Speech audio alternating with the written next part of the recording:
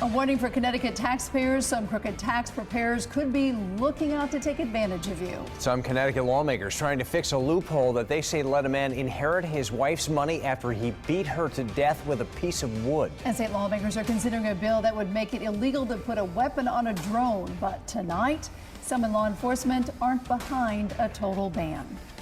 Lawmakers are considering making it illegal to mount weapons on drones. Good evening, I'm Ann Nyberg. I'm Darren Kramer. You probably remember this video of a gun attached to a drone by a Clinton teenager. That same teen later attached a flamethrower to a drone, and it was all legal. But tonight, some Connecticut lawmakers are trying to change all that. News 8's Bob Wilson talked to folks who are for and against that bill. He's live in Hartford tonight with the latest. Bob?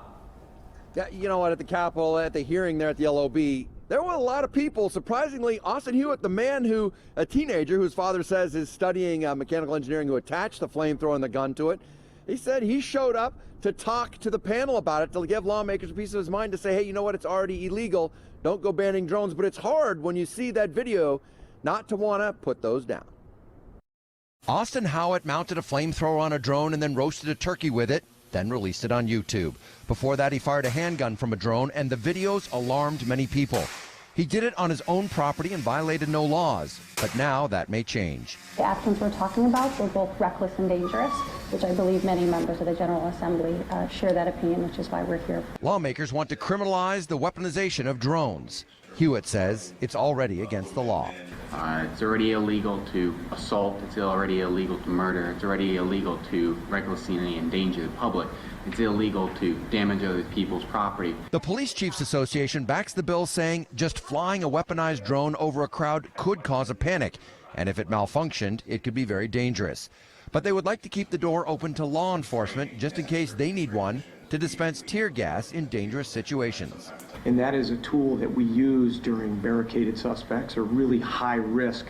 We may use a robot in order to keep the public or the officers safe. We prefer not to have weaponization by anyone, whether it be law enforcement or civilians. So this is kind of a larger drone, and it only carries a camera mounted on the belly right now. And engineeringly speaking, it would be very difficult to rig this with a gun or a flamethrower. However, we did go to a hobby store and talk to the owner, and he says, believe it or not, these aren't even his best sellers. This is the type of stuff that we sell mostly. They range in price. You can spend anywhere from $50 to a couple of $100. At Amato's Toy and Hobby in New Britain, they sell lots of drones to kids and families, and they say it's a fun hobby, and that YouTube video is giving drones a bad name. When somebody does something bad, they ought to get punished for what they do, and it's the behavior, it's the action that's the problem. It's not the drone. It's what you do with it. A car is very dangerous if you hit somebody with it. And you know, it is a difficult back and forth. You can see both sides to it. You can kill somebody with a gun in your hand just as simple as you could with a drone. However, it's flying over your head. It's got all that fuel or whatever it is in there.